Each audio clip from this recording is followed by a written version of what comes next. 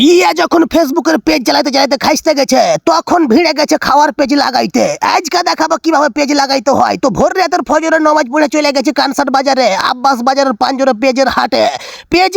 পেজের পুল দেখছি। এই পুলটি দেখে আমার মাথা ঘুরে গেছে, একবারে মাথা ঝাঙড় হয়ে আছে, একবারে ছেদনে লেগে গেছে পুলের বাজারে যে লাখ লাখ পুল, ওরে বাপরে বাপ, পুল আর পুল। পলাশ কাকা এদিকে পেজের পুল চুরি করার লেগে মনে করেন ছালালি এখানে ঘুরুস পুরুষ করছে। আমিও মনে করি পুল কিনা হয়ে গেছে, ছালাতে লোড করতে ভিড়ে গেল, ঘাপা ঘাপ লিচি আর একবারে ছালাতে ভৈরা চলে যাচ্ছি। পলাশ কাকা চোরের মতন করে ভরসে দিলা চুরি করে পালাইবে। আমার ছালা লোড হয়ে যাবে। ওরে বাপরে মেলা দিবে। এখন আমি লাগাবো পেজ। কিভাবে পেজ লাগাইতে হয় টিয়ার কাছে শিখালেন। একেবারে কাছাকাছি লিচি আর একবারে খুঁইটা একবারে পুইটা দিয়েছি, একবারে ঘাপা ঘাপ করে আমি লাইন করে দিয়েছি। বেলি খুঁড়ে একবারে পুইটা চলে যাচ্ছে, সাড়া এমন পেজ লাগাচ্ছি পেজ একবারে মেতে যাবে জি। এরকম করে পেজ লাগাইলে একবারে বিঘাতে 150 মন পেজ হবে। টিয়ার কাছে লাগা শিখতে চলে আসেন কিভাবে লাগাইতে হয় পেজ।